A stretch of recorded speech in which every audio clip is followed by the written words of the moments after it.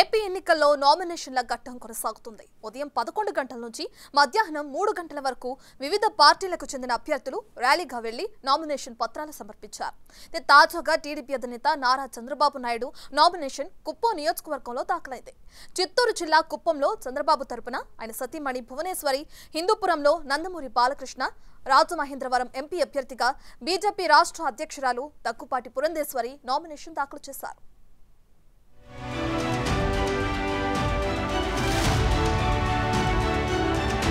ఏపీలో నామినేషన్ల పర్వం కొనసాగుతోంది. శుక్రవారం మంచి రోజు అనే సెంటిమెంట్తో చాలా మంది టీడీపీ, జనసేన, వైసీపీ అభ్యర్థులు నామినేషన్లు దాఖలు చేశారు. కుప్పంలో టీడీపీ అధినేత చంద్రబాబు తరపున ఆయన సతీమణి భువనేశ్వరి నామినేషన్ పత్రాల్ని ఆర్వోకి అందజేశారు. బీజేపీ రాష్ట్ర అధ్యక్షురాలు పురంధేశ్వరి రాజమండ్రిలో నామినేషన్ దాఖలు చేశారు. ప్రకాశం జిల్లా కొండెపలో ఎమ్మెల్యే డోలా బాలవీరాంజనేయ స్వామి, తాడేపల్లిగూడెంలో జనసేన అభ్యర్థి బొలిశెట్టి శ్రీనివాస్ నామినేషన్ దాఖలు చేశారు. వీరితో పాటు ఎర్రగొండపాలెంలో టీడీపీ అభ్యర్థి గూడూరు ఎరిక్సన్ బాబు, నెల్లూరు రూరల్లో కోటంరెడ్డి శ్రీధర్ రెడ్డి, విజయవాడ తూర్పు అసెంబ్లీ స్థానంలో గద్దె రామ్మోహన్, గుంటూరు జిల్లా తాడికొండలో తెనాలి శ్రవణ్ కుమార్, మంగళగిరిలో వైసీపీ అభ్యర్థి మురుగుడు లావణ్య, కావల్లో టీడీపీ అభ్యర్థి కావ్య కృష్ణారెడ్డి, పాలకొల్లులో నిమ్మల రామానాయుడు భారీ ర్యాలీ నిర్వహించి ఆర్వో కార్యాలయంలో నామినేషన్ దాఖలు చేశారు.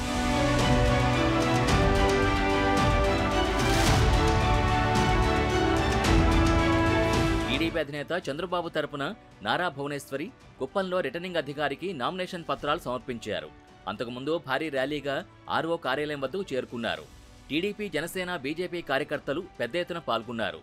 ర్యాలీలో కార్యకర్తలను ఉద్దేశించి భువనేశ్వరి మాట్లాడుతూ వైసీపీ పాలనలో ఏ వర్గానికి న్యాయం జరగలేదని అన్నారు. రాష్ట్రాభివృద్ధి కోసం చంద్రబాబు రాత్రింబవళ్లు కష్టపడ్డారని, ఆయన హయాంలో పెట్టుబడులకి చాలా మంది ముందుకొచ్చారని, ఇవాళ పరిశ్రమలు రాకపోగా ఉన్నవి పోయాయని విమర్శలు గుప్పించారు. చంద్రబాబు నామినేషన్ దాఖలు చేసే సమయంలో చిత్తూరు ఎంపీ అభ్యర్థి దగ్గుమళ్ల ప్రసాదరావు ఆమె వెంటే ఉన్నారు. ఈ సందర్భంగా ప్రసాదరావు మాట్లాడుతూ చంద్రబాబు 1,00,000 మెజార్టీ ఓట్లతో గెలవబోతున్నారని ధీమా వ్యక్తం చేశారు. వైసీపీ పతనం కుప్పంతోనే మొదలవుతుందని పేర్కొన్నారు. అభివృద్ధి కోసం ఆయన ఎప్పుడు నిద్రాహారాలు మానేసి ప్రజల కోసమే ఆయన పనిచేశారు. ఎందుకు?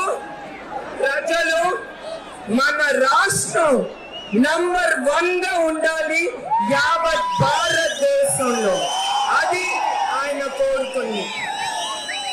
అట్లానే ఆయన అన్నదాతలు కూడా పోలవరం తర్వాత ఉద్యోగాల కోసం కియా మోటార్స్, ఐటీ రంగం ప్రతి ఒక్కటి ముందుకు తీసుకొచ్చారు. పరిశ్రమలు కూడా ఆయనను నమ్మి ఏమి లేని మన ఆంధ్ర రాష్ట్రంలో పెట్టుబడి పెట్టడానికి వచ్చారంటే అది ఆయన నాయకత్వం మీద నమ్మకం. అట్లానే మీకు మరొకసారి నేను గుర్తు చేస్తున్నాను. హిందూపురం టీడీపీ అభ్యర్థిగా నందమూరి బాలకృష్ణ మూడోసారి నామినేషన్ వేశారు. తన సతీమణి వసుంధరతో కలిసి హిందూపురం ఆర్వో కార్యాలయంలో రిటర్నింగ్ అధికారికి నామినేషన్ పత్రాలు అందజేశారు. హిందూపురంలో ఇప్పటికే వరుసగా 2 సార్లు ఎమ్మెల్యేగా గెలిచిన బాలయ్య ఎన్నికల్లో గెలిచి హ్యాట్రిక్ కొట్టేందుకు సిద్ధమవుతున్నారు. నామినేషన్ కార్యక్రమానికి టీడీపీ, జనసేన, బీజేపీ కార్యకర్తలు తరలివచ్చారు. హిందూపురం నియోజకవర్గాన్ని ఎంతో అభివృద్ధి చేశామంటున్న బాలకృష్ణ ప్రతిపక్షంలో ఉన్నప్పటికీ పట్టణంలో తాగునీటి సమస్యని పరిష్కరించామన్నారు. గ్రామాల్లో సీసీ రోడ్లు, కల్వర్టుల నిర్మాణానికి ప్రాధాన్యమిచ్చామని తెలిపారు.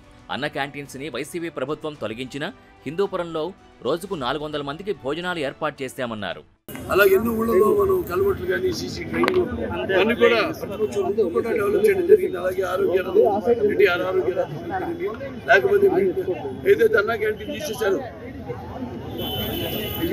మళ్ళీ రోజుకి భోజనాలు పెట్టడం ఇవన్నీ కూడా చేస్తూ ఉన్నాం.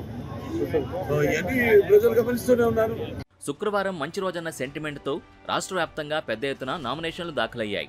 ఈ నెల 25 వరకు నామినేషన్ల దాఖలుకి గడువు ఉంది. నామినేషన్ల ఉపసంహరణకు ఈ నెల 29 చివరి తేదీగా ఈసీ షెడ్యూల్ వెల్లడించింది.